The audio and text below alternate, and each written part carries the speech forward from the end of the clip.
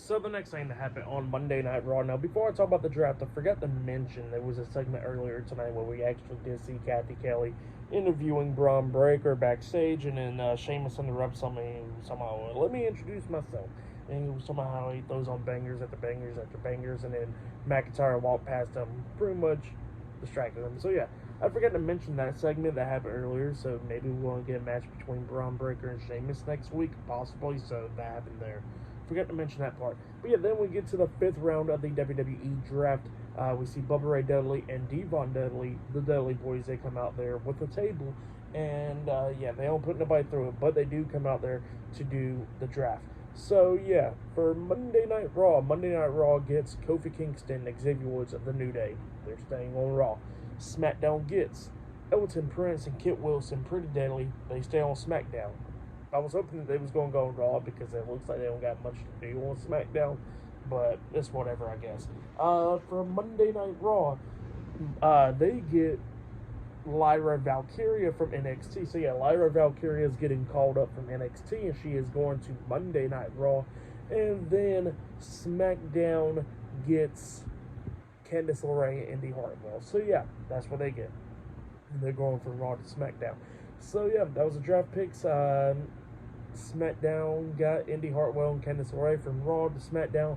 Lyra Valkyria is going from NXT to Raw. New Day staying on Raw.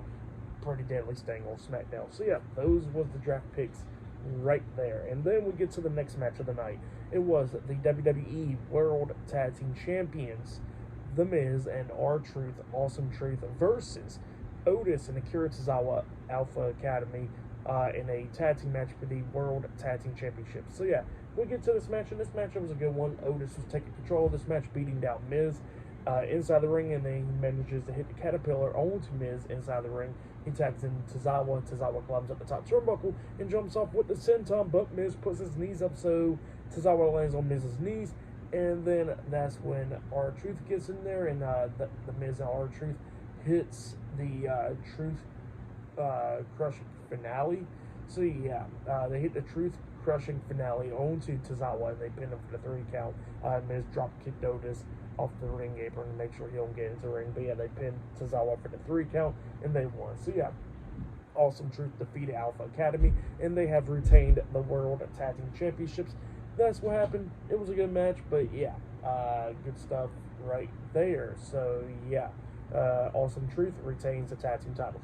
But then after that, we see the Judgment Day talking backstage, and Damian Priest was telling, the rest of the Judgment Day, like, hey, I really appreciate y'all for trying to help me, but I don't need y'all's help and all that. And Dominic couldn't understand why they was drafted in the 4th round.